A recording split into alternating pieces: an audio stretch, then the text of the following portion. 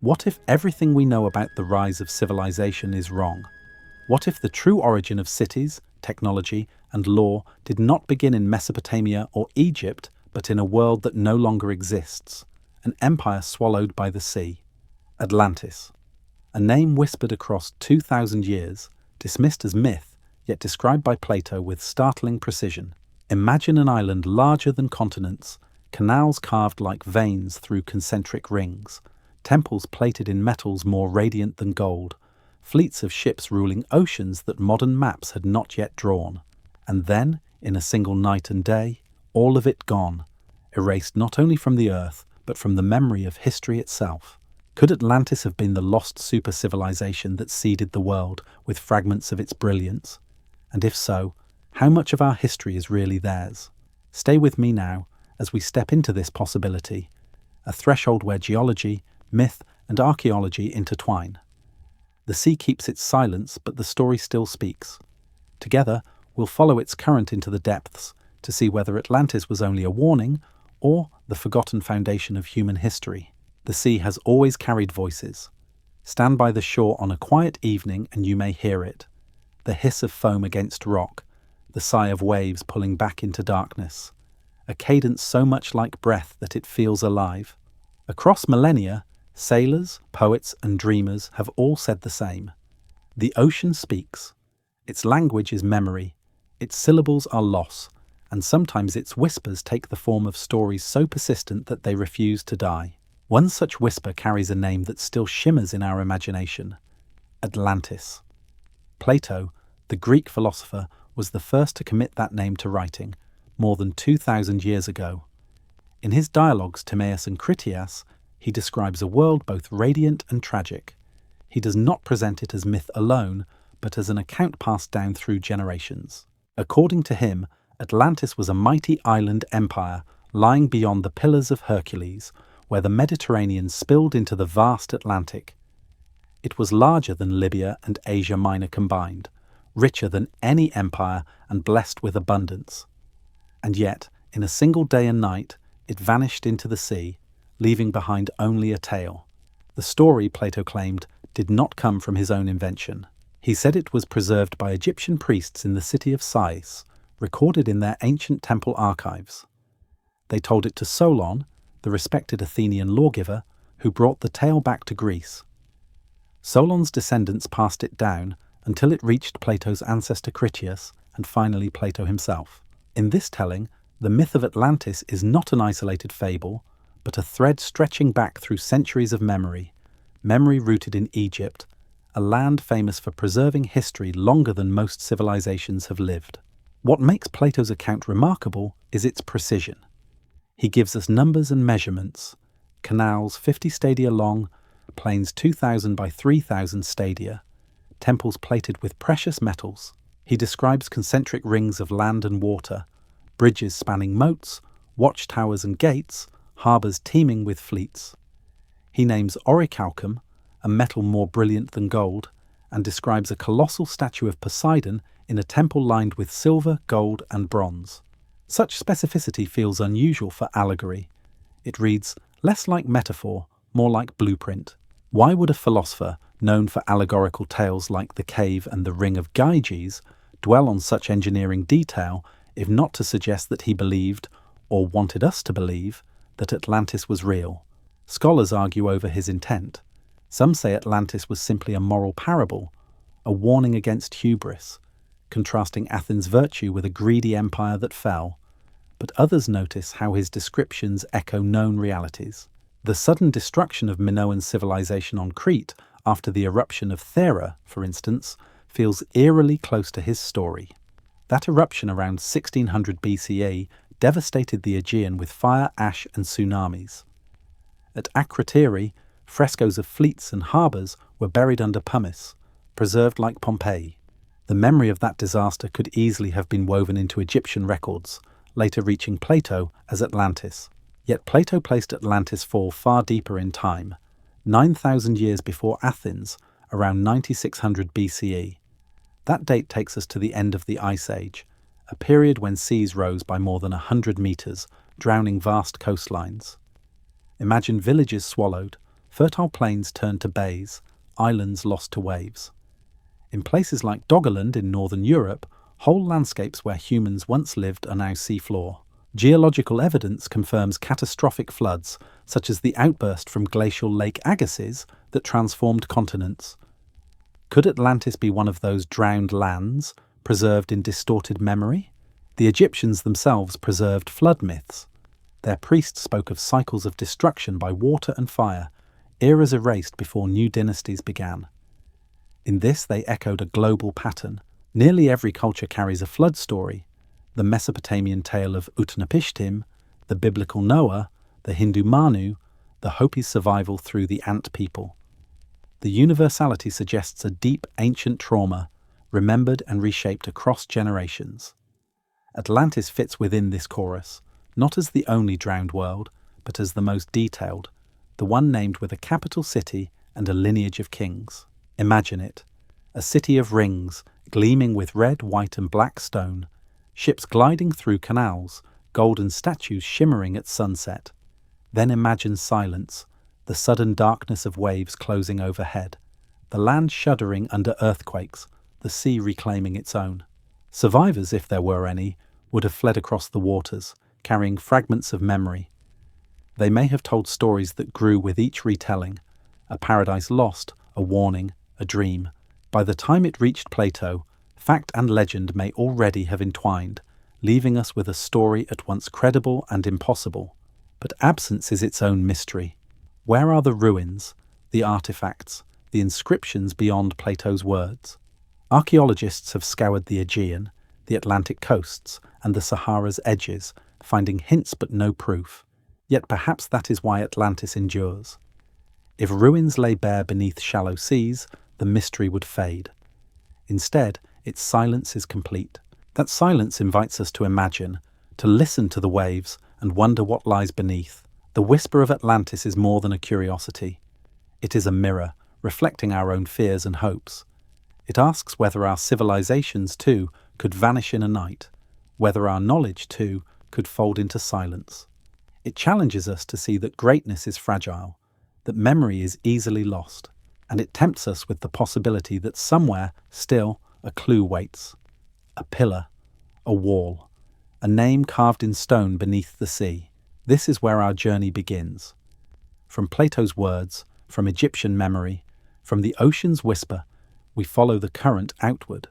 We will search in volcanic islands, in desert spirals, in ruins reclaimed by jungle. We will weigh geology against myth, archaeology against imagination. And always we will listen to the silence, for in silence the story still speaks. Atlantis is not just a lost city, it is the question that refuses to sink. Picture yourself walking into a city designed not haphazardly, not with the slow growth of centuries, but as though drawn first on a cosmic canvas and then translated into stone. That is the impression Plato gives us when he describes the capital of Atlantis. He does not merely say it was large or beautiful.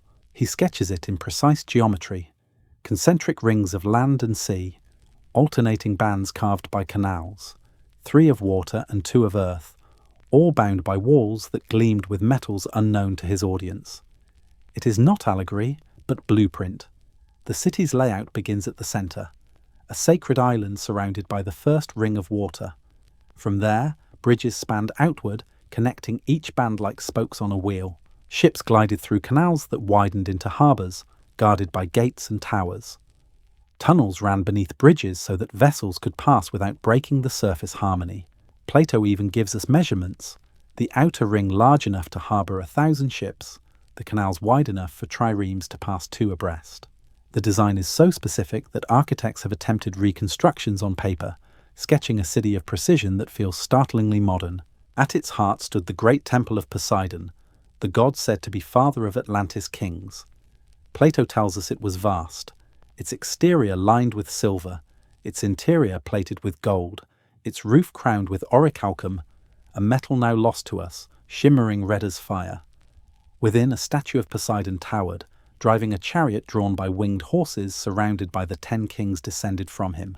Imagine entering such a place, the gleam of fire-coloured walls, the reflection of gold in pools of water, the echo of hymns beneath the ceiling alive with flickering torchlight. It was not just architecture, but theatre, a space where divine lineage became tangible in stone and metal. Orichalcum itself has drawn fascination for centuries. Was it a real alloy? Perhaps copper mixed with zinc, like the ingots recovered from a shipwreck off Sicily in 2015? Those lumps of golden red metal, tested and confirmed by modern science, bear Plato's word into reality. If so, then Atlantis builders were master metallurgists, working not only with bronze and tin, but with rare alloys that symbolized power. To coat walls and columns with such metal was more than decoration. It was a declaration that their city was unlike any other. The blueprint extended beyond grandeur. Plato describes a vast plain surrounding the capital, divided into 10,000 plots, crisscrossed by canals straight as arrows, each 100 feet wide. Crops thrived in the fertile soil, watered by rivers that flowed from mountains rich in timber and stone. Imagine flying over it, as if in a dream, and seeing a grid etched into the earth, each canal reflecting sunlight, each field glowing with green abundance. This was no chaotic sprawl, but a system, planned, measured, controlled. The city was the heart, and the plain its body, pulsing with lifeblood carried by water. If we look to real history, the echoes are uncanny. The Indus Valley civilization built Mohenjo-daro with streets laid out in precise grids, covered drains, and reservoirs. The Maya cut causeways that ran straight for miles through jungle. In Egypt, the pyramids aligned to stars with mathematical rigor. In each case, ancient builders displayed a grasp of order far beyond what we expect of their time. Atlantis, in Plato's words, surpasses them all, a culmination, or perhaps an origin, of this impulse to build not just shelters, but cosmic diagrams in stone. The city was not only functional, but dazzling. The outermost walls, according to Plato, were clad in brass, reflecting sunlight like fire at dawn. The next ring was covered in tin, pale and gleaming under moonlight. The innermost walls shone with orichalcum, glowing with an otherworldly hue. To approach the harbour would have been to enter a vision. 3 circles of light, red and gold and silver, encircling temples, gardens, and palaces. It was a city designed to awe not only neighbours, but the gods themselves. Inside the walls lay spaces of leisure and culture, gymnasiums, parks, and sacred groves. Plato speaks of horse racing tracks encircling the city, of harbours filled with merchants from distant lands. The noise of markets, the chants of priests, the splash of oars. Atlantis, if it existed, would have been a metropolis alive with sound and colour. The blueprint even extended into ritual. Every 5 or 6 years, the 10 kings gathered in Poseidon's temple, swearing oaths on the laws engraved in orichalcum. Bulls were sacrificed, their blood poured into a basin, and judgments were made by fire and water.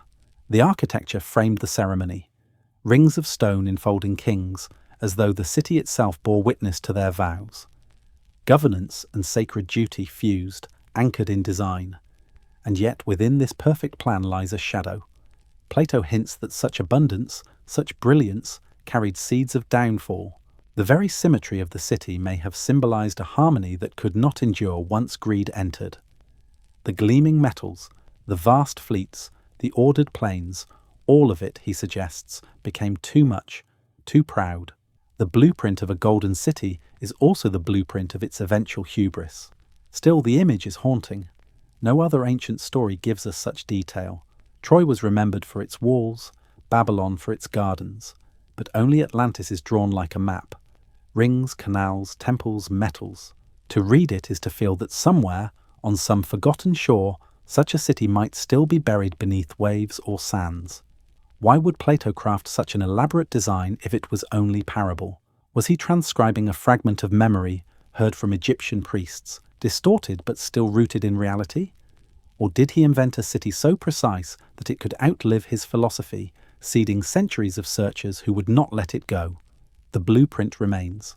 In imagination, we can still walk its rings, cross its bridges, gaze upon the temple's golden heart. And in that vision lies the hook of the mystery. Atlantis is not simply a city lost. It is a city so clearly drawn that it feels as though it must have been real, As we leave its shining walls behind, the question grows larger. How could such a place vanish in a single day and night, swallowed by water and earth?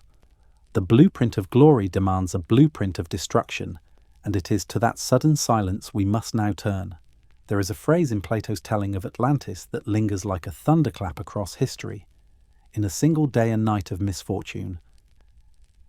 With those words, an empire of golden walls and concentric canals ceased to exist, pulled into the depths, leaving nothing but silence. The abruptness is what chills us. Civilizations usually decline in slow arcs. Famine creeping over decades, politics eroding stability, generations forgetting skills. But here was no gradual decline. Here was a curtain drop, swift and absolute. Could such a thing truly happen? History and geology both answer, yes. The Earth carries scars of sudden disasters that remade worlds in days. The eruption of Thera, modern Santorini, is one of the most dramatic examples. Around 1600 BCE, a volcanic mountain tore itself apart in a blast 4 times more powerful than Krakatoa. Columns of ash shot into the sky, darkening the sun across the Aegean. Waves towering higher than city walls slammed into Crete, gutting the Minoan civilization, a maritime empire whose fleets had once ruled the sea. At Akrotiri, frescoes of ships and festivals were frozen beneath pumice. Streets, staircases, and vessels remain intact, as if waiting for footsteps that never returned. To the Greeks, who inherited this memory, how could Atlantis not feel possible? A city undone by the sea in a single violent night was no metaphor, but a story already told by their own islands. Look further back, and the Younger Dryas period looms, a climatic convulsion at the end of the Ice Age. Around 12,800 years ago, something jolted the Earth back into glacial cold. In Greenland's ice cores, a line of soot and platinum reveals the fingerprint of catastrophe. Some scientists argue fragments of a disintegrating comet struck the planet, igniting wildfires across continents, plunging skies into darkness, and unleashing torrents as ice dams burst. Sea levels rose, coastlines vanished, and ancient peoples were forced inland. In the black mats of North America, archaeologists find a sudden break. The bones of mammoths, burned and buried in charcoal. The world changed in an eye blink. If the Egyptian priests who told Solon about Atlantis preserved echoes of this trauma, then perhaps Plato's day and night was not allegory, but inherited memory. Earthquakes, too, prove how swiftly ground can swallow the works of centuries. The city of Helic in Greece stood as a prosperous port until 373 BCE. One winter's night, the earth shuddered, waves rose, and by morning the city was gone, replaced by a lagoon. Historians recorded its fate, and for centuries it was remembered as a Greek Atlantis. Only in recent decades did archaeologists rediscover its ruins, preserved beneath layers of silt. The story is a chilling parallel. A thriving city extinguished in hours, leaving behind whispers and warnings. Even in more recent memory, nature has shown its sudden power. In 1883, Krakatoa's eruption annihilated 2/3 of the island and sent waves across the Indian Ocean that reached South Africa. In 2004, the Indian Ocean tsunami struck coastlines from Indonesia to Africa, claiming hundreds of thousands of lives in a matter of hours. What Plato described is not impossible. It is the terrifying pattern of earth and water. And yet Atlantis feels different. Unlike Santorini, Helike, or Pompeii, there are no ruins we can touch, no walls rising from ash, no pottery sealed in mud. Atlantis left only a story. That absence is as haunting as the tale itself. Was it so completely obliterated that nothing remains? Or was it never there at all, crafted by Plato as a mirror for his philosophy? Skeptics lean toward allegory. The Atlanteans grew arrogant, reached for conquest and were punished, while virtuous Athens endured. It is morality in narrative form, but allegory alone cannot explain the precision of Plato's details. The lengths of canals, the rings of harbours, the gleam of metals. Nor can it dismiss the way so many cultures preserve their own flood tales. From Mesopotamia's Epic of Gilgamesh to the Bible's story of Noah, from India's Manu guided by a divine fish to the Hopi people who survived in the care of the ant people, the theme is always the same. Waters rise, worlds drown, humanity resets. Atlantis fits within this chorus, but stands apart for its richness of description. Imagine the moment itself. A night when the ground trembles, temples shatter, and canals overflow their walls. The great fleets break from moorings as waves hurl them inland. Fires ignite, then drown, as sea and earth roar together. Priests rush to the temple of Poseidon, their chants lost to thunder. The golden statue gleams one last time in the light of fire before it too is pulled into the abyss. Then silence. By dawn, nothing remains but a boiling sea, and the memory of rings where once a city shone. That image is the heartbeat of Atlantis. It is why the story endures, not only because of what was built, but because of how swiftly it ended. It warns us of fragility, that no matter how radiant, civilizations are subject to forces greater than themselves. The lesson resonates still. Our cities rise higher, our ships span oceans, our technologies dazzle. Yet the earth waits, silent but restless. Perhaps this is why Atlantis has never faded. It is not merely a question of whether it existed, but whether it could happen again. A single day, a single night, and the works of millennia may vanish. Atlantis is memory, prophecy, and mirror all at once. And so we turn from the silence of its destruction to the search for its remains. If such a city was erased so swiftly, where might we find its trace? In the Mediterranean's shattered islands? Beneath Atlantic waves? Or hidden in deserts where water once flowed? The catastrophe sets the stage for the quest that follows. If you find these mysteries as compelling as I do, consider subscribing and share your thoughts in the comments so we can continue exploring together the echoes of civilizations erased by time. If Atlantis was real, would its bones not lie close to the world Plato knew? Many seekers begin not in the distant Atlantic or the Sahara's sands, but within the familiar basin of the Mediterranean. This was the cradle of Greek memory, the stage of countless myths, and a sea already scarred by floods, quakes, and eruptions. If Plato drew his inspiration from events closer at hand, then perhaps the ruins of Atlantis still rest beneath these waters, folded into the tragedies of Bronze Age collapse. The most persistent candidate is Santorini, ancient Thera. Imagine it as it was before disaster. A circular island crowned by a volcanic mountain, its slopes lined with terraced farms and bustling ports. At Akrotiri, archaeologists uncovered frescoes painted with a delicacy and confidence unexpected for the 2nd millennium BCE. Scenes of fleets sailing in procession, dolphins leaping in the waves, women adorned with jewelry and elaborate hair, streets paved with stone, multi-storied homes equipped with drainage and even indoor plumbing lined avenues bright with murals. It was a city ahead of its time. And then the volcano roared. Around 1600 BCE, Thera's eruption blasted the island apart, leaving the crescent-shaped caldera we see today. Ash rained across the Aegean. Waves struck Crete with devastating force.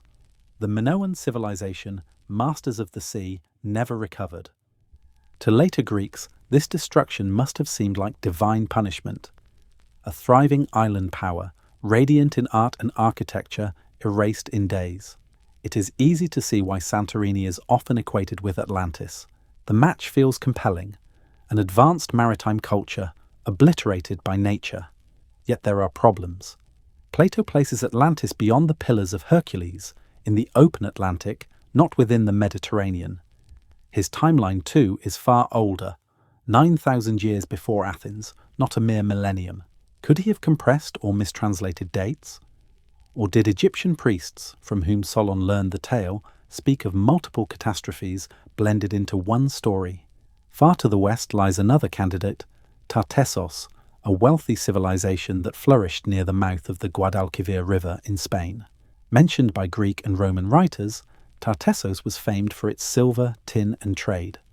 It stood near the threshold of the Atlantic, just beyond the straits. Archaeologists have found traces of settlements and metallurgy, inscriptions in a script still not fully understood. Then around 500 BCE, Tartessos disappeared from record. Was it absorbed by neighbouring powers, undone by flooding, or swallowed by shifting marshes of the Guadalquivir Delta? Some imagine it as a remnant of Atlantis, or even Atlantis itself, remembered not as myth, but as history. Malta offers another thread. The island is home to some of the world's oldest megalithic temples, dating back more than 5,000 years. Structures like Hagar-Kim and Menajdra rise in massive stone blocks, aligned with celestial events, older than Stonehenge or the pyramids. Beneath Malta lie subterranean complexes like the Hypogeum of Hal Saflieni, carved with acoustic chambers that can still make the human voice resonate like thunder. Legends speak of catacombs stretching into darkness, of people vanishing within them. Could Malta's ancient builders have preserved fragments of a greater tradition? An echo of Atlantean architects transplanted after catastrophe? And then there is Helika, remembered by Greek historians as the city swallowed by the sea. In 373 BCE, Helika stood as a prosperous polis in the northern Peloponnese. One winter's night, an earthquake struck. The ground split, and a wall of water surged inland. By morning, Helike was gone. Fishermen spoke of ruins visible beneath the waves for centuries. Rediscovered only in the late 20th century, its fate mirrors Atlantis with eerie precision. A flourishing city erased in hours, remembered only as cautionary tale. To Plato's listeners, who knew this tragedy, the fall of Atlantis would not have seemed far-fetched. The Mediterranean is crowded with ruins that tell the same story. Vibrant cities undone by water and earth. Petra in Greece, submerged beneath shallow waves, is the world's oldest known underwater city, with streets and courtyards still visible. Baiae near Naples, a resort of Roman elites, sank beneath the sea due to volcanic subsidence. Mosaics still glimmer on its floors under sunlight filtered by water. Each of these places blurs the line between myth and geology, between allegory and archaeology, and yet none perfectly match Plato's grand design. Santorini offers catastrophe, but not age. Tartessos offers wealth, but not concentric harbours. Malta offers temples, but not empires. Helika offers suddenness, but not scale. Each feels like a fragment of a greater whole, as if Plato's Atlantis was not one place but a mosaic of memories, disasters, cultures, and ruins blended into a single narrative. This mosaic itself may be the clue. Plato's Egyptian sources may have preserved fragments of multiple catastrophes: the Bronze Age collapse, the fall of the Minoans, the drowning of coasts at the end of the Ice Age. In weaving them together, he created Atlantis, not invented from nothing, but condensed from many truths. Still, the allure of the Mediterranean remains. Its seas are restless, its shores layered with civilizations. Beneath its waves lie cities we have only begun to rediscover. Who can say what waits beneath deeper waters, or under sediments yet unexcavated? The Mediterranean may not hold Atlantis itself, but it proves that the sea does not hesitate to take cities, and that stories of drowned worlds are always closer than we think. The trail of Atlantis stretches outward from here, beyond the straits, into the Atlantic itself. If Plato's geography was literal, then the search must follow the open ocean, toward lands drowned when the Ice Age ended, toward islands that once stood and then sank, toward mysteries whispered by waves. The Mediterranean gives us fragments. Beyond Gibraltar perhaps lies the rest. To the Greeks, the Strait of Gibraltar was not just a waterway, it was a threshold. They called it the Pillars of Hercules, a marker where the known world ended and the great Atlantic began. Sailors whispered of monsters, endless seas, and islands that rose and vanished like mirages. Beyond those cliffs of rock lay mystery itself. And it was here, Plato tells us, that Atlantis once stood, an empire beyond the pillars, facing the vast and unknowable ocean. If we follow his words literally, the search moves out of the familiar Mediterranean and into the Atlantic. And here, under the swells of deep water, geologists and explorers have found candidates that tempt us with possibility. One of the most intriguing lies just off the coast of Morocco, the Spartel Bank. Today it is a submerged plateau, resting 56 meters beneath the surface. But rewind 12,000 years to the end of the Ice Age, and it may have been dry land. Jacques Collina-Girard, a French geologist, proposed that Spartel could have been the island Plato described. Around 9,600 BCE, when glaciers melted and seas rose, Sparta would have shrunk and then drowned. Earthquake activity in the region could have hastened the collapse, sending waves racing across the strait. The timing aligns uncannily with Plato's date for Atlantis's fall. Imagine it. A fertile island just beyond the straits, its people watching as the sea crept closer each year, until one night the earth shook and the waters claimed it whole. Farther west, the Azores rise like dark green jewels from the Atlantic. Their volcanic peaks are rugged, dramatic, often shrouded in mist. To early sailors they seemed like remnants of a drowned land, the last high places left above the sea. In the late 1800s, Ignatius Donnelly, whose book Atlantis, the Antediluvian World, fired the modern imagination, argued that the Azores were the mountaintops of Atlantis. Their location matches Plato's geography, far into the Atlantic, aligned with the Pillars of Hercules. Their volcanic nature, with hot springs and frequent tremors, seems to echo Plato's descriptions of an island alive with resources and instability. Even today, the Azores feel like fragments of a larger whole, as if continents once stretched farther, and the ocean swallowed the rest. The Canary Islands tell a similar story. Located closer to Africa, their cliffs of black lava and white beaches conceal a deep history. The indigenous Guanche people built step pyramids, mummified their dead, and told legends of ancestors who came from lands now lost beneath the sea. Some researchers believe their culture preserves an echo of survivors, descendants of people displaced by floods or catastrophes who reached these islands as refugees. If Atlantis had scattered its people, might their memory linger here, carved into pyramids and rituals under the Atlantic sky? Still, geology tempers imagination. Modern surveys show no trace of a sunken continent in the Atlantic. Plate tectonics does not allow for such a landmass to vanish in the time Plato suggests. Yet islands do rise and fall with sea levels, and earthquakes can erase entire coastlines. The Spartal Bank could have been small compared to Plato's Grand Island, but for survivors who fled inland, its destruction might have grown in the telling, transformed into a legend of an empire drowned.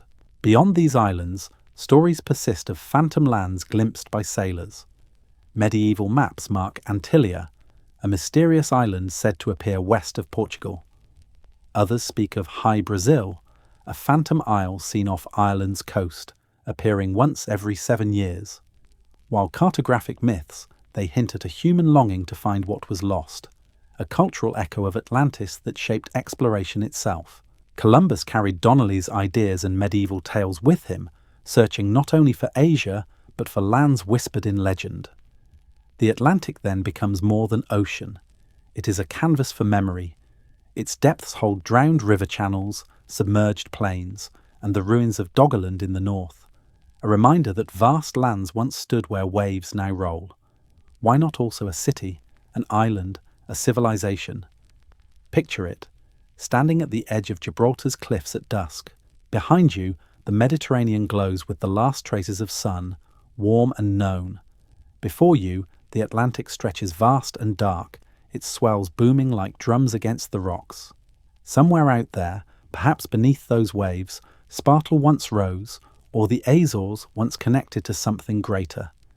The ocean hides well. Its silence is deeper than any desert's.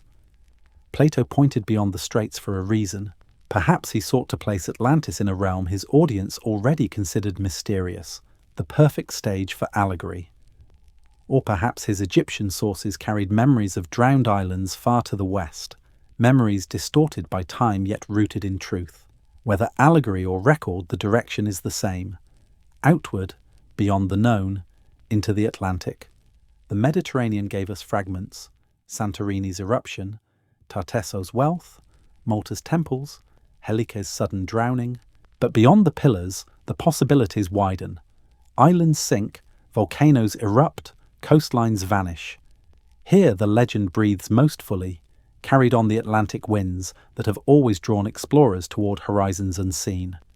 And so the trail moves farther still, from cliffs and islands to deserts that once were seas, to landscapes whose very shapes seem to mirror Plato's words. For in the heart of Africa, the Sahara holds an eye wide enough to be seen from space, staring back as if guarding the memory of a lost world. From the vast expanse of the Atlantic, our path turns inward, into a desert so immense that it swallows memory itself. The Sahara stretches in waves of sand and stone, a sea without water, rippling across a continent. To those who cross it, the desert feels eternal, unchanging, and yet, hidden within this ocean of sand, lies something that arrests the imagination.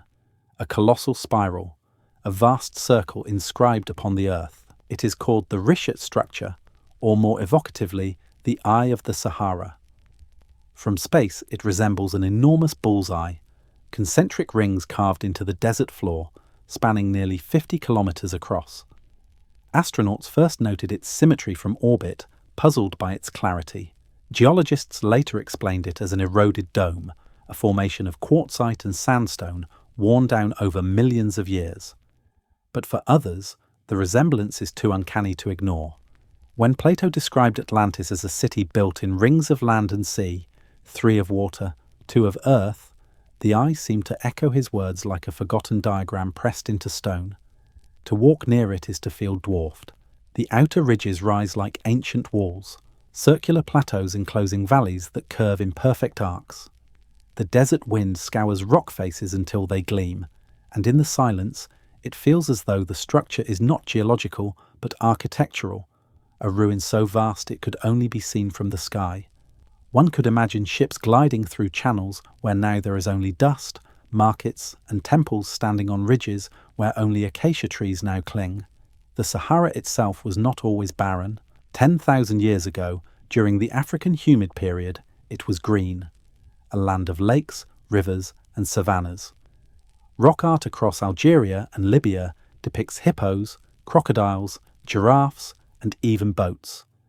The desert we see today was once a cradle of life. Satellite scans reveal ancient river channels winding beneath the dunes, traces of waters long gone. Could the Eye of the Sahara have once been ringed not by sand, but by flowing water?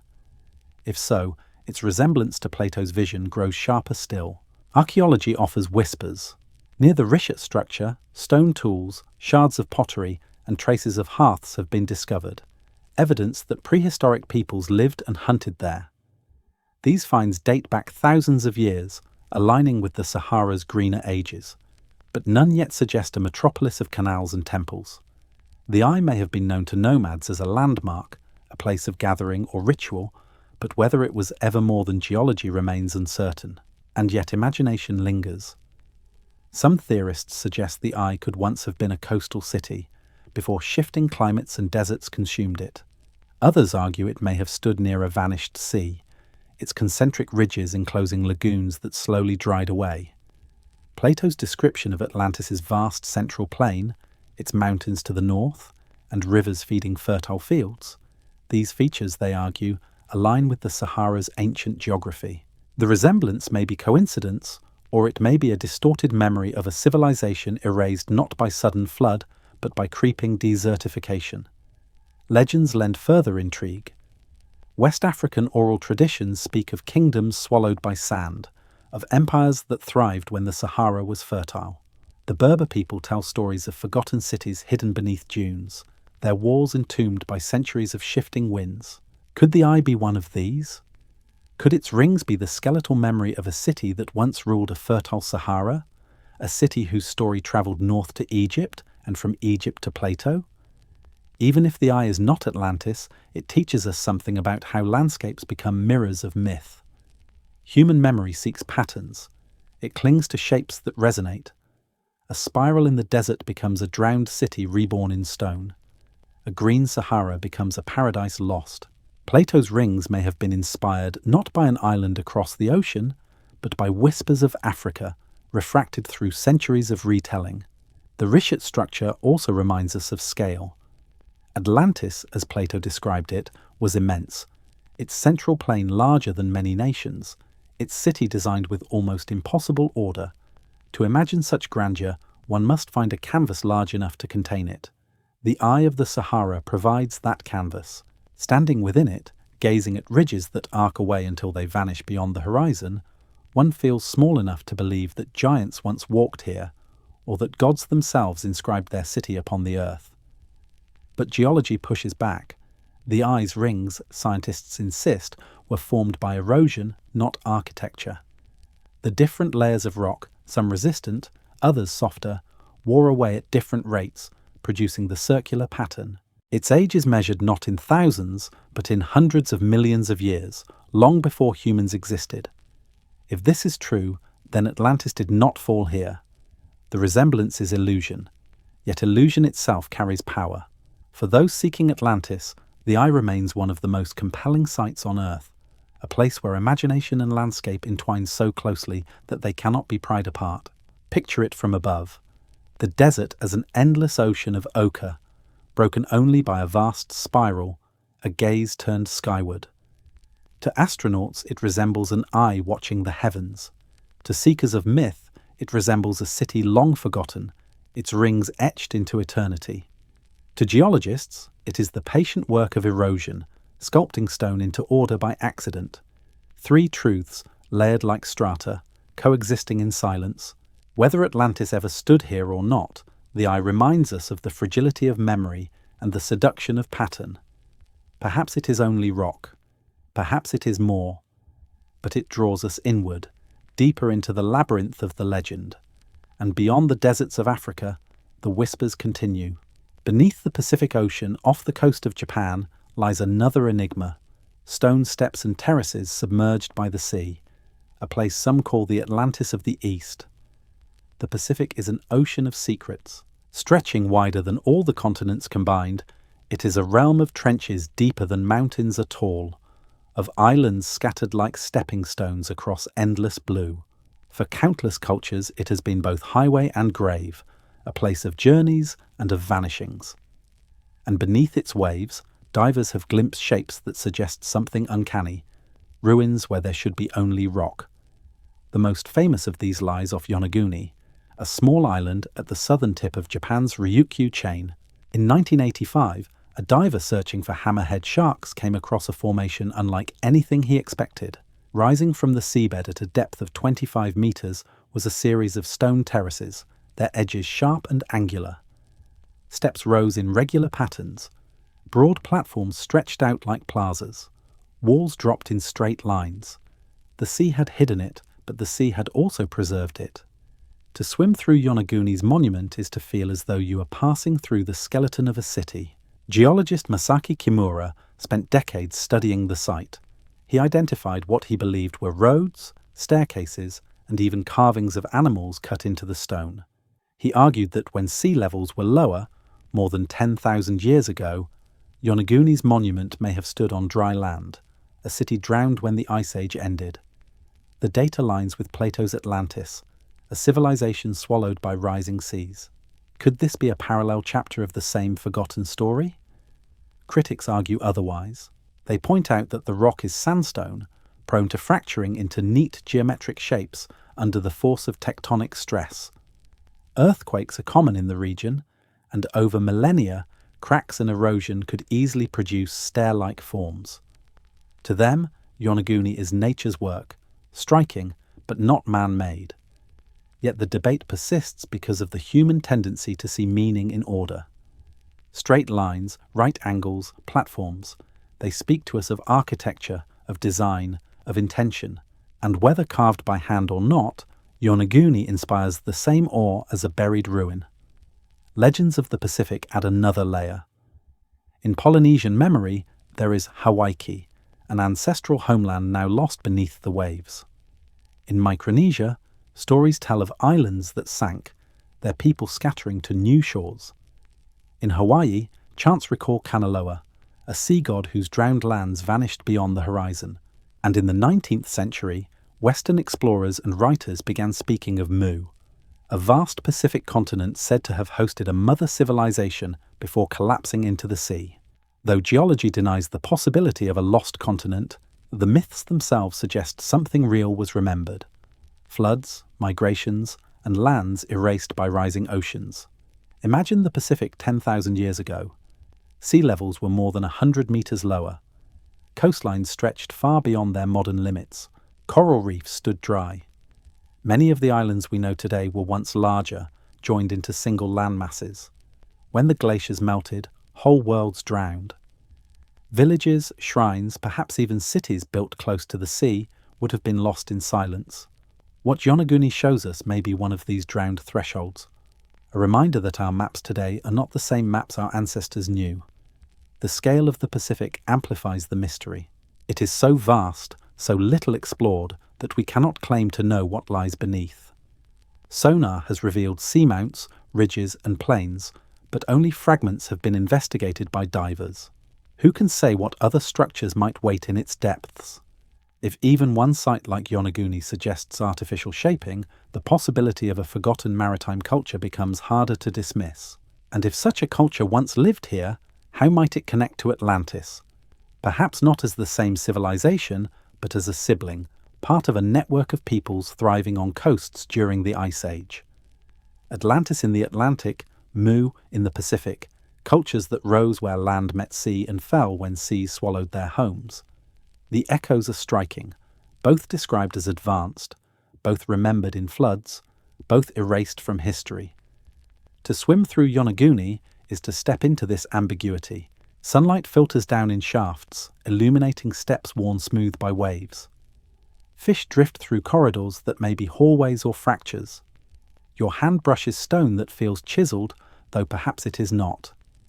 The mind wavers between certainty and doubt, and in that space, imagination thrives. It is a living metaphor for Atlantis itself, something half real, half legend, waiting in the deep. The Pacific holds more than geology, it holds memory. From the stories of Polynesian navigators to the chants of Hawaiian priests, from Japanese folklore of submerged palaces to the speculative maps of Mu, the theme is constant. The sea hides civilizations.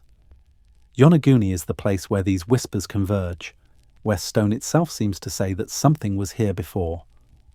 Whether natural or human-made, the site changes how we see the past. It reminds us that rising seas are not just a modern threat. They have always reshaped human history. It challenges us to ask whether civilizations older than we imagine once flourished on coasts now drowned. And it keeps the question of Atlantis alive, not because it proves it, but because it shows that the sea is vast enough to hide truths we have yet to uncover. As we leave the Pacific's submerged terraces, the current carries us westward, toward another ocean of mystery, the Caribbean, where blocks of stone beneath turquoise waters form a road that seems to lead nowhere. Another whisper of Atlantis waiting to be heard. If these echoes of lost civilizations inspire you, consider subscribing and share your thoughts in the comments below. Together, we'll keep listening to what the oceans still conceal. The Caribbean Sea, with its turquoise shallows and coral reefs glowing beneath sunlight, is a place that feels timeless. Yet beneath those inviting waters, divers have stumbled upon something that does not look like reef or rock. It looks like construction. It looks like a road. In 1968, two divers swimming off North Bimini Island in the Bahamas found themselves above rows of massive limestone blocks lying just 5 meters beneath the surface. Each block was rectangular, some more than 4 meters in length, and they were arranged in neat, continuous lines stretching for hundreds of meters. The formation became known as the Bimini Road, or the Bimini Wall, and ever since it has been a lightning rod for speculation. Was it the foundation of a harbour? A wall built to guard against waves? A ceremonial causeway of a people whose memory is now erased? Or was it something far simpler, a trick of geology mistaken for design? The sight of the Bimini Road stirs the imagination. To float above it is to see what looks like paving stones, joined at their edges, as if leading into the horizon. Some blocks rest atop others, stacked in ways that resemble the courses of a wall. Divers describe the uncanny feeling of swimming down a hallway, of moving across a plaza where light and shadow turn stone into architecture. It is as if the seafloor itself has become a ruin. Scientists have studied the stones closely. Their verdict leans toward the natural. The Bimini Road, they argue, is beach rock, a form of limestone that forms along ancient coastlines when sand, shells and coral fragments cement together. Over thousands of years, the slabs fracture into rectangular shapes, breaking along straight lines. Storms and currents then scatter and reposition them into formations that appear deliberate. According to geologists, what looks like engineering is simply the handiwork of waves and time. But the debate does not end there. Those who have dived repeatedly at Bimini point out stones arranged in tight curves, blocks placed on top of one another, or shapes that seem too precise for accident. Some argue the road could be both, a natural foundation later altered by human hands. After all, throughout history, people have used natural rock formations as the basis for harbours, quarries, or sacred spaces.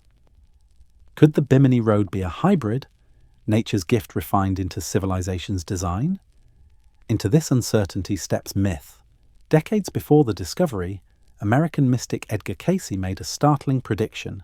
In the 1930s, he spoke of Atlantis, saying that parts of it would rise again near Bimini in the late 1960s. When divers found the road in 1968, his followers saw it as prophecy fulfilled. To them, the Bimini Road was not only evidence of Atlantis, but a sign that the world was entering a new age of remembering, when forgotten truths would resurface. Local legends add fuel. Across the Caribbean, stories of lost lands abound. The Lucayan people, once native to the Bahamas, spoke of spirits of the sea and mysterious beings who dwelt beneath the waves. Farther south, the Taino told of floods that reshaped islands, of ancestral homelands claimed by water. On the African coast across the Atlantic, myths speak of kingdoms drowned by waves, their survivors scattered. Enslaved peoples brought to the Caribbean carried fragments of those stories with them. The result is a tapestry of memory woven from two continents, all pointing toward the idea of land lost to the sea. The Caribbean itself is a place shaped by change. During the Ice Age, sea levels were far lower. Many of today's islands were once part of larger landmasses, their coastlines extending far beyond where the waves now break. As the ice melted, rising waters carved the Caribbean into the archipelago we know today.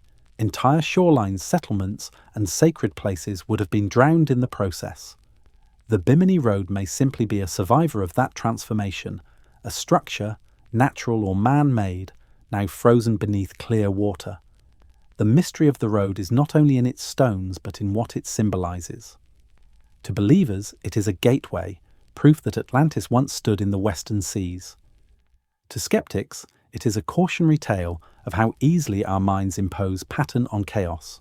To both, it is an enigma that keeps alive the possibility that history holds more than we yet know. Imagine swimming along its length. The water is warm, sunlight bends into shafts that dance across the limestone. Fish dart between the cracks. The blocks stretch on, guiding your gaze outward until they fade into sand and seagrass. The road seems to lead somewhere, though nowhere is visible. It becomes a metaphor, an unfinished sentence in stone, urging you to follow. The Caribbean offers other puzzles too. Off Cuba's coast in the early 2000s, sonar scans revealed structures 2,000 feet beneath the surface, shapes resembling pyramids, streets, and buildings. Some scientists dismissed them as sonar illusions, others as geological formations. But the possibility lingers. If sea levels rose more than 100 meters at the end of the Ice Age, entire cities could indeed lie beneath these waters. The Bimini Road, then, would not be unique, but part of a wider story of drowned worlds. Whether natural or built, the road resonates because it reflects Atlantis' essence, a place both real and unreal, half in myth, half in geology.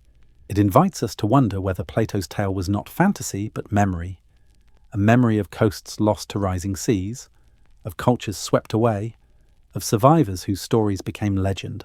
Standing on Bimini's beaches today, you can see where turquoise shallows turn to deep blue. Somewhere beneath those shifting colours lies the road, waiting in silence. To the eye it is stone, but to the imagination it is a bridge, not only to Atlantis, but to the possibility that human history is far older, far stranger than we are taught. From this road of mystery, the story of Atlantis leads us not only across oceans, but into the heart of its supposed genius. For Atlantis was remembered not simply as a city of rings and canals, but as a civilization of mastery, masters of water, of metal, of fleets. If we are to understand its legend, we must look at the technologies that made it shine. To imagine Atlantis, we must not only picture its shining walls and concentric canals, but ask what sort of science and technology could sustain such a city. Plato describes not a primitive settlement, but a super-civilization, an empire with mastery over water, metals, architecture, fleets and agriculture on a scale his audience could scarcely comprehend. The details suggest more than a myth. They suggest an organized society of engineers, architects and metallurgists far ahead of their time. At the heart of Atlantis was water. Plato emphasizes canals so wide and deep that ships could pass in rows, connected to the sea by passageways cut through stone. Bridges arched over them, wide enough for chariots, while tunnels beneath allowed vessels to slip silently through. The precision of this vision feels modern, closer to Renaissance city planning than Bronze Age improvisation. Water was channeled for defense, for transport, and for irrigation, turning the city into a living organism whose veins were canals. History offers echoes. In the Indus Valley, more than 4,000 years ago, Mohenjo-Daro's engineers built covered drains and reservoirs, laying out their streets in grids. In Mesopotamia, complex canal systems turned deserts into farmland, sustaining cities like Ur and Lagash. In Angkor, Cambodia, vast barrays, artificial reservoirs, were dug to harness monsoon waters. Atlantis, as Plato described it, magnified all these feats into a single system, where every ring of stone and water served both utility and beauty. It suggests a culture not only of survival, but of mastery. The Atlanteans were said to command metals unknown to ordinary peoples. Orichalcum, second only to gold in value, covered their walls and temples, glowing red in sunlight. For centuries, scholars debated whether this was pure invention.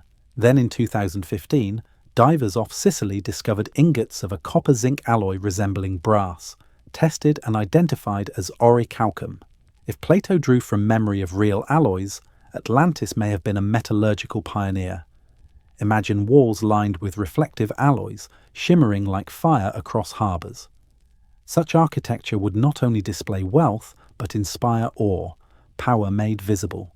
The range of metals described, gold, silver, brass, tin, suggests vast trade networks or mines of extraordinary richness. A super-civilization would need both supply and skill. Miners, smelters, smiths. Their tools, their weapons, their ships, all would gleam with the products of this industry. Compare this to the Antikythera mechanism, recovered from a Greek shipwreck, a bronze device capable of predicting eclipses and planetary motions. It reminds us how advanced knowledge can appear suddenly, only to vanish for centuries. Atlantis, if it existed, may have produced wonders that dissolved into silence when its city fell. Agriculture, too, was said to flourish beyond imagination. Plato describes a central plain, 370 by 550 kilometers, irrigated by canals that divided fields into perfect plots. Crops grew abundantly. Harvests were bountiful. This image recalls the Nile Delta, where annual floods left fertile soil, or the stepped terraces of the Andes, where mountain slopes became gardens. But Atlantis Plain, with its geometric canals, implies something greater: planned agriculture, optimized on a continental scale. It suggests knowledge of hydrology, soil, and seasons beyond what we typically credit to antiquity. Even fleets and armies reveal science. Plato claims Atlantis could muster thousands of ships, tens of thousands of soldiers. To sustain such forces requires logistics: storehouses for grain, shipyards for construction, stables for horses. It implies advanced administration, counting, and law. Sumer gave us cuneiform to track trade. The Inca used quippus of knotted cords. What might the Atlanteans have used to manage such scale? Were their written records lost with their fall? Or were their methods so integrated into architecture and ritual that they left no portable trace? Speculative writers push further. Some imagine Atlantis harnessed natural energy, crystals channeling solar power or magnetic fields tapped for propulsion. Edgar Cayce spoke of fire crystals that powered airships and machines until their misuse shattered the land. While no evidence supports such claims, the myths themselves matter, for they reflect how people perceive Atlantis, not only as a city of stone, but as a place where science verged on magic. In mythic terms, science becomes indistinguishable from divine gift. The parallels are striking when we consider sudden gaps in history. How did Göbekli Tepe's builders, 12,000 years ago, carve massive pillars with intricate animals, centuries before cities or farms? How did the Maya align their pyramids with solstices, or the builders of Stonehenge predict eclipses? Each site suggests knowledge concentrated and then lost. Atlantis could be the missing context, a civilization whose science seeded fragments across the world. Picture the city at its height. Canals gleam like mirrors, lined with ships painted in vivid colours. Workshops ring with the sound of hammers striking orichalcum. Fields stretch in ordered rows, canals glinting like silver threads. Temples rise in spirals of gold and stone, while priests chant in acoustics designed to carry sound like thunder. The city is not chaotic. It is orchestration, science woven into ritual, geometry embodied in stone. And yet such brilliance carries peril. The very systems that made Atlantis powerful, its canals, its fleets, its centralized wealth, also made it vulnerable. A quake could rupture harbors, a flood could drown fields. The loss of a few centers of knowledge could unravel generations of skill. Just as the Antikythera mechanism vanished from history for nearly 2 millennia, so too might Atlantean science have been lost in a single night, leaving only whispers to inspire Plato's tale. Atlantis then becomes less a fable and more a reminder. Civilizations can reach heights of knowledge, but unless that knowledge is dispersed, it can be undone. Its loss is not proof it never existed. It is proof of how fragile brilliance can be. The science of Atlantis lingers in imagination because it feels like a mirror.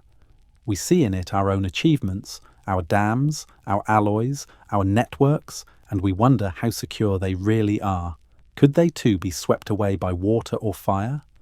Could our own science become the orichalcum of a future myth? The image persists. Canals flowing like veins, walls gleaming with fire-coloured metals, temples resonating with song. Whether allegory or memory, it is a vision of civilization at its most advanced and at its most fragile. And beyond science lies myth once more. For Plato insisted the Atlanteans were not merely engineers, but descendants of Poseidon, touched by the divine. To understand Atlantis fully, we must step from metallurgy and hydrology into mythic bloodlines, where gods and men walk together. In Plato's telling, Atlantis was not merely a kingdom of men. It was born from the mingling of mortal and divine. Poseidon, lord of the sea, took a mortal woman named Cleito, and from their union came 10 sons. These sons became kings, each ruling a portion of the island, united under the eldest, Atlas. In this lineage, the Atlanteans claimed descent not just from bloodlines of the earth, but from a god whose trident stirred the ocean itself. Myth often cloaks memory.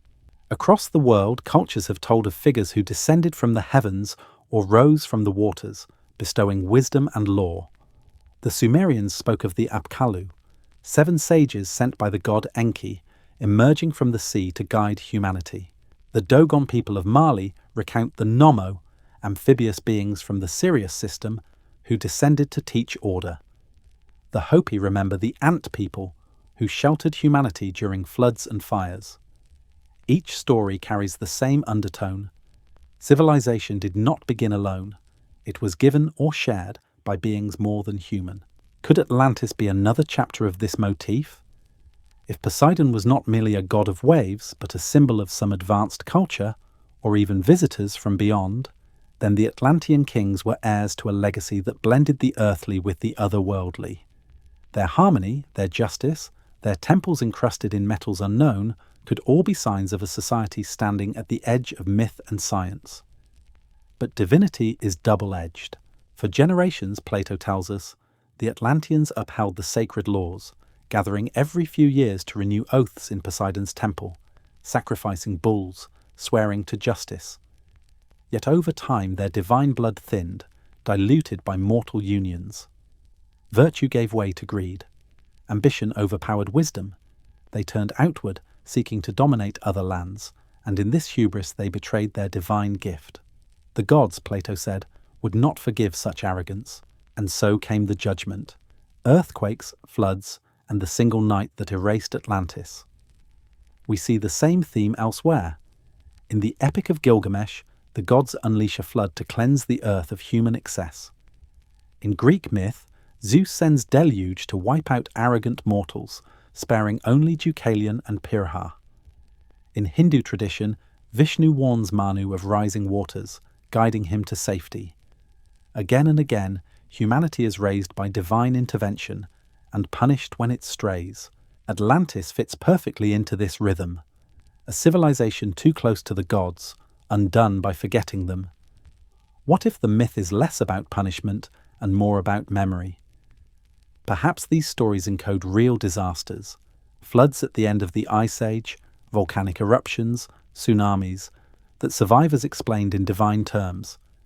To say Poseidon punished us is to wrap chaos in meaning.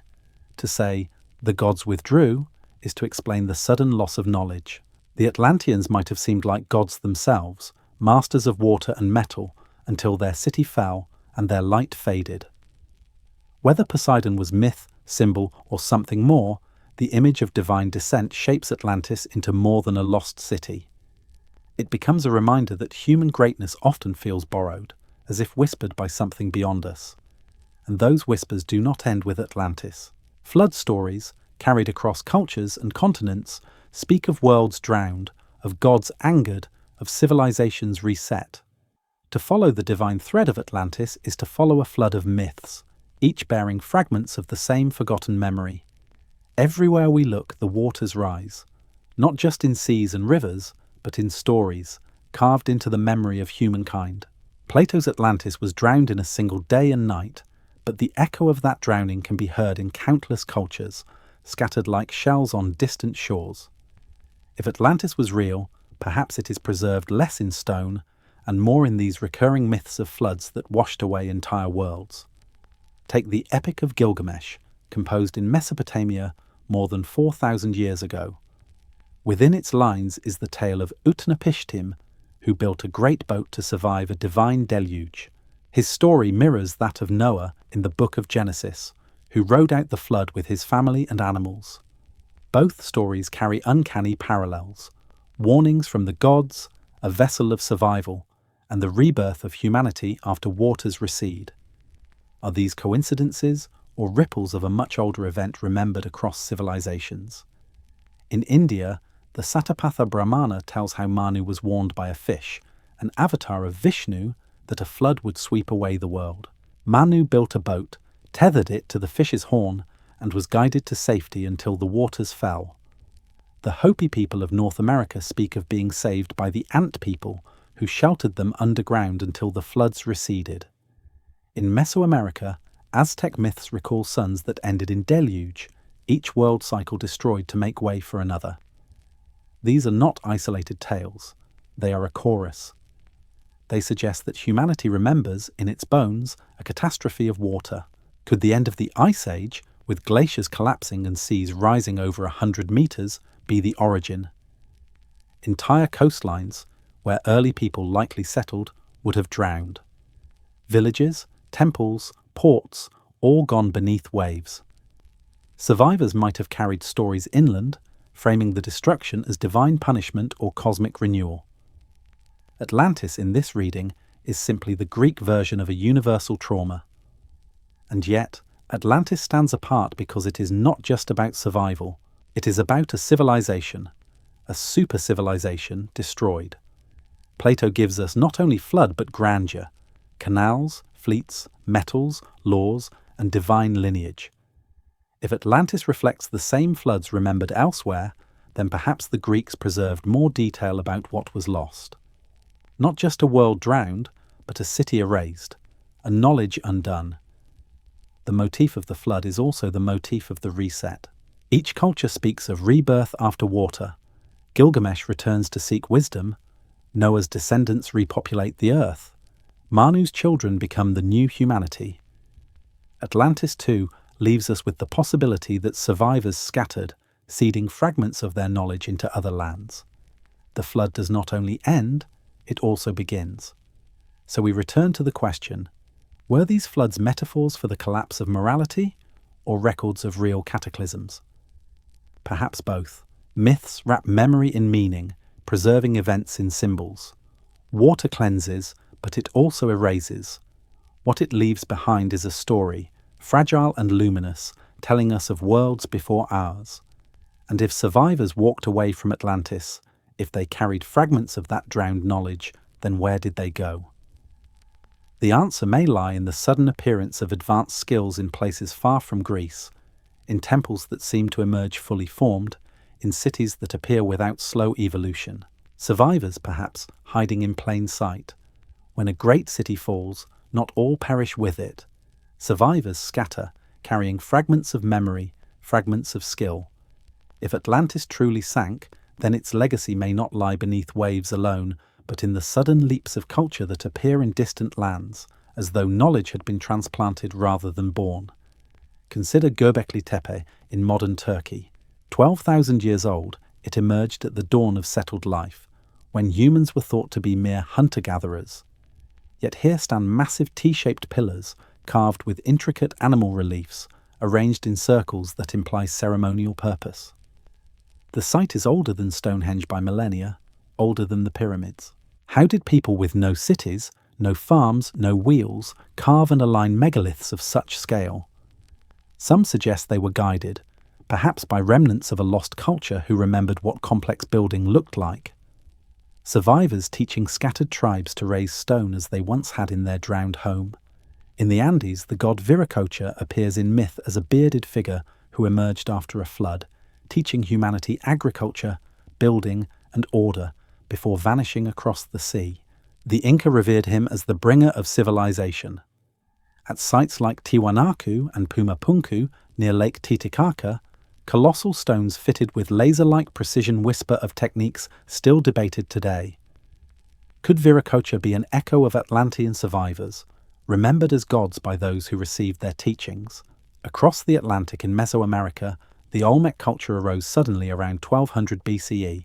Their colossal basalt heads, carved with unfamiliar features, hint at influences not easily explained by local development alone. They built ceremonial centers, practiced advanced astronomy, and established trade networks across distances daunting for their time. Some fringe theories suggest a transoceanic spark, perhaps the shadow of a drowned culture whose sailors reached distant shores. Even Egypt bears traces. The ancient historian Manetho spoke of a pre-dynastic age ruled by divine kings before the pharaohs. The sudden rise of writing, architecture, and monumental construction along the Nile suggests less of a slow climb and more of a leap. Was this the work of native genius, or did the Nile inherit wisdom carried from elsewhere, wisdom drowned in one land, reborn in another? Genetics adds another thread. Studies of ancient DNA reveal ghost populations, peoples whose traces linger in our genomes but whose cultures are unknown. They suggest migrations, encounters, and extinctions we have yet to map. Could some of these genetic shadows be remnants of displaced survivors, absorbed into new tribes, their identities forgotten while their influence lived on? To imagine Atlanteans scattered is to imagine seeds cast by a storm, each seed rooted in a different soil. Anatolia, the Andes, the Americas, the Nile. They took root as sudden complexity, as myths of gods, as inexplicable leaps. If so, then history as we know it is less a straight line than a mosaic of inheritances, many of them disguised. The question lingers. If survivors carried fragments, how much did they lose, and how much did they choose to hide? Perhaps their silence was protective, keeping dangerous knowledge from resurfacing. Or perhaps what they carried was enough, symbols, skills, whispers, that later blossomed into civilizations we still marvel at. And if survivors could seed new beginnings, then perhaps Atlantis itself is not unique. History holds many cities thought lost to myth, only to be unearthed in dust and stone. To understand Atlantis, we must place it beside those vanished yet proven. Pompeii, Angkor, Petra, real cities that remind us how easily greatness can fall. Atlantis may elude us, but history has shown that cities once thought imaginary can be found beneath ash, vines, or sand. These rediscoveries remind us that myth and reality often blur, and that even the grandest empires can be undone in a heartbeat. Take Pompeii. On a summer day in 79 CE, Mount Vesuvius erupted with a fury that turned the sky black. Ash and pumice rained down, roofs collapsed, and pyroclastic surges swept through streets. Thousands perished in moments, yet in that destruction lay preservation. Loaves of bread still in ovens, frescoes still on walls, and bodies preserved in plaster, their final gestures frozen. For centuries, Pompeii lay forgotten until excavations uncovered a time capsule of Roman life. It shows us what Plato hinted at with Atlantis, how swiftly a city can vanish, leaving behind only silence until earth and fire surrender it again. Move eastward to Cambodia, where Angkor once stood as the beating heart of the Khmer Empire. In the 12th century, its population may have reached 1 million, making it one of the largest cities on Earth. At its center rose Angkor Wat, a temple complex aligned with the cosmos, its towers symbolizing Mount Meru. But by the 15th century, Angkor fell silent. Droughts and floods destabilized its intricate water system, while invasions and shifting trade routes sealed its decline. When French explorers stumbled upon Angkor in the 19th century, they found colossal temples swallowed by jungle, roots of strangler figs twined with stone. Like Atlantis, Angkor was once vibrant, then consumed, hidden until rediscovery. And then Petra, the rose-red city of the Nabateans. Carved into desert cliffs of Jordan, it flourished as a hub of trade between Arabia, Egypt, and the Mediterranean. Its facades shimmer in the sun, rock-cut theatres and temples revealing artistry carved directly from sandstone.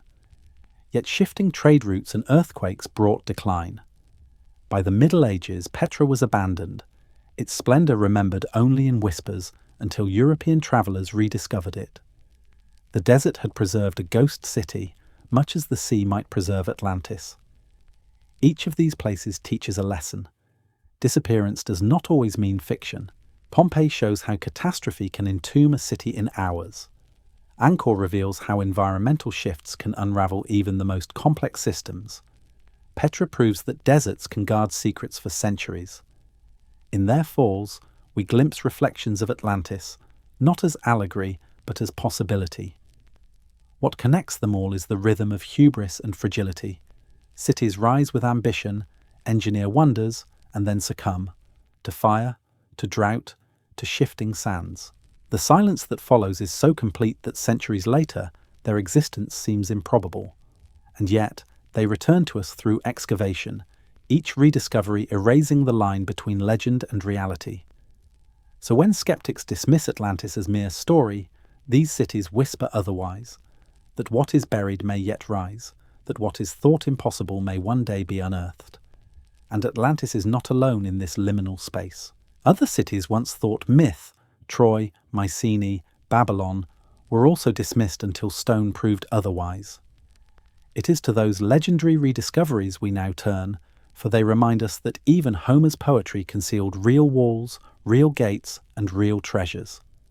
And if Troy could rise from verse, could Atlantis not also rise from dialogue? For centuries, Troy lived only in poetry. Homer's Iliad told of walls that could not fall, of heroes who fought and gods who interfered. Scholars called it legend, a tale spun for song. Yet in the 19th century, Heinrich Schliemann dug into a hill in northwest Turkey and uncovered layers of city upon city. There were walls, towers, and gates, real stone, not metaphor. One layer, Troy 7, bore signs of fire and conflict, dated near 1200 BCE. The myth had roots. What was once dismissed as fiction became history etched in soil. Troy proved that epic memory could preserve a real place for millennia, waiting to be unearthed. Mycenae too was long remembered only as the kingdom of Agamemnon, Homer's leader of men. Its lion gate, its golden mask, its cyclopean walls were thought to be poetic exaggerations. But when Schliemann turned his spade there as well, he found tombs filled with treasures, weapons, and gold masks. The mask of Agamemnon, whether it belonged to him or not, showed that a warrior elite once ruled in splendor. The stones of Mycenae still stand, massive blocks locked together, just as Homer's verses described. Then Babylon, a city of both history and myth, remembered in the Bible as the home of the Tower of Babel, and in Greek accounts as a place of wonders. Some doubted the scale of its splendor. But excavations in the early 20th century uncovered the Ishtar Gate, with its glazed blue bricks and reliefs of dragons and lions. Ziggurats rose as stairways to heaven, echoing the tower remembered in Genesis. Babylon's laws, its art, its gardens, all confirmed a city that once matched its myths in grandeur. What unites these rediscoveries is the way myth folded history within itself, wrapping real places in song and symbol until time blurred them into legend. For centuries, Troy, Mycenae, and Babylon seemed as unreachable as Atlantis. Then shovels struck stone, and their silence was broken. So why not Atlantis? If Homer's Troy could emerge from epic poetry, why could Plato's Atlantis not emerge from philosophical dialogue? Skeptics say no evidence exists, but the same was once said of these cities, until ruins proved otherwise. The line between myth and history is not fixed. It shifts as we uncover what time has hidden. Each rediscovered city also carried a lesson. Troy showed how pride and war can erase kingdoms. Mycenae revealed the fragility of empires rich in gold but vulnerable to collapse. Babylon warned of ambition that reached too high, and Atlantis, though still unseen, embodies the same rhythm: greatness undone, memory preserved in stories, waiting to resurface. The rediscovery of mythic cities gives Atlantis credibility not through proof, but through precedent. It reminds us that legends can preserve truth, however distorted. And if that is so, then perhaps the absence of Atlantis is less about invention and more about how well the sea can hide. But what if the absence is not natural? What if Atlantis vanished not because of mere floods or earthquakes, but because its knowledge touched powers too great to survive?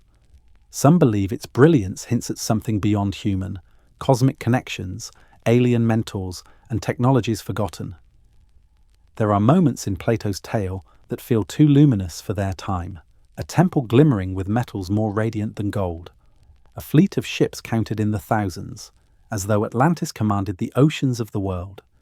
Canals carved with such precision that they seem drawn by engineers with instruments we only rediscovered millennia later. To some, these are signs not of allegory, but of knowledge borrowed from elsewhere, knowledge so advanced it appears almost alien. The 20th century gave new voice to this speculation. Writers like Ignatius Donnelly had already envisioned Atlantis as the mother civilization of all later cultures. But Erich von Däniken pushed further in Chariots of the Gods, suggesting ancient builders across the world were guided by visitors from the stars. If the Nazca lines in Peru could be seen only from the air, if the stones of Pumapunku in Bolivia fit with laser-like accuracy, if the Great Pyramid aligned with Orion's belt, then perhaps Atlantis was the hub of this cosmic network, the place where the gods once walked openly among mortals. Orichalcum itself invites speculation. Was it truly a copper-zinc alloy or something stranger? An unknown conductor? A crystalline metal capable of storing energy? Fringe theorists describe Atlantean power crystals said to harness solar or cosmic rays, channeling light into limitless force. Edgar Cayce, the American mystic, spoke of fire crystals that powered flying machines before their misuse shattered the island. Such stories may sound like fantasy, yet they resonate with the recurring motif of civilizations undone by their own brilliance. Maps and artifacts deepen the mystery. The Piri Reis map of 1513 appears to depict parts of South America and even an ice-free Antarctica, long before modern surveys. Some claim such charts descend from Atlantean cartographers, their knowledge preserved in fragments. And the Antikythera mechanism, dredged from a Greek shipwreck, proves that advanced mechanics, planetary calculators in bronze, existed 2,000 years ago, only to vanish for centuries. Could Atlantis have held still greater technologies, lost more completely? Myths lend fuel. The Sumerian gods, the Apkallu, emerged from the sea to teach. The Hopi remembered star beings. The Dogon of Africa spoke of Sirius, a star system they described with accuracy long before telescopes. Each of these whispers suggests contact, guidance, or inheritance from beyond. In that context, Atlantis becomes not only a lost city, but a cosmic portal, the place where humanity touched something larger, something otherworldly. But if such connections existed, why erase them? Some suggest Atlantis fell because it misused its knowledge. Like Icarus, it flew too close to the sun, and the gods, or perhaps its own technology, brought it down. Others imagine deliberate intervention, an external force wiping the slate clean, removing traces too dangerous to remain. Even if we dismiss alien influence, the idea itself is revealing. Atlantis endures as a canvas for our fears and our hopes, of knowledge too powerful, of visitors too strange, of destinies too fragile. Whether cosmic or human, the message is the same. Greatness carries peril, and silence may follow swiftly after glory. And so we return to the sea's long hush. For if Atlantis was erased, whether by gods, quakes, or something unearthly, its silence still speaks. To hear it, we must look not only to myths and theories, but to ourselves, to what Atlantis means as a mirror of ambition, of loss, of longing. Night settles on the sea, and the horizon becomes a line of shadow. Somewhere beyond it, in the depths we have not yet mapped, lies the idea of Atlantis, whether as stone or memory, or nothing more than dream. We began with Plato's whisper of a golden empire swallowed in a single night, and followed its trail across oceans, deserts, myths, and ruins. Each path offered fragments, rings of stone in the Sahara, terraces beneath Pacific waves, roads lost in Caribbean shallows, cities rediscovered after centuries of silence. None gave certainty, all gave wonder. Atlantis endures not because we can prove it, but because it holds a mirror to ourselves. It is the symbol of a civilization too advanced, too ambitious, too close to the gods or the stars. Its destruction reminds us of fragility, how even the brightest flame can be quenched by water, fire, or time. Its survivors, if they lived, may have seeded knowledge in Göbekli Tepe, in the Andes, in the Nile Valley, leaving clues hidden in myths of gods and floods. Whether true or not, the pattern lingers like a folded page of history waiting to be reopened. Modern science searches with sonar, satellites, and submersibles. Geologists map drowned coastlines. Archaeologists uncover forgotten cities like the Upano Valley in Ecuador, revealing that lost civilizations are not mere fantasy. Each discovery makes Atlantis feel less impossible, more like a metaphor we may one day unmask. And yet, perhaps its greatest power is to remain hidden, to exist as a question rather than an answer. The motif of silence returns. Silence after Pompeii's eruption. Silence in Angkor's abandoned temples. Silence beneath Petra's rose-red cliffs. Silence in the oceanic abyss where Plato's words still echo. This silence is not emptiness, it is potential, an invitation to imagine what we have forgotten and what we may still uncover. As you listen, picture Atlantis not only as a city of gold and canals, but as a portal into the unknown within history itself, into the places where time folds and memory blurs. Atlantis is both warning and promise, that we are capable of brilliance and also of erasure. Where are you listening from tonight? And at what time? Perhaps you too carry fragments of this myth into your own silence. If you find these stories intriguing, consider subscribing and let us continue this journey together. For though we close this tale, the mystery is never truly ended. Atlantis lingers, just beyond the horizon, whispering from the depths,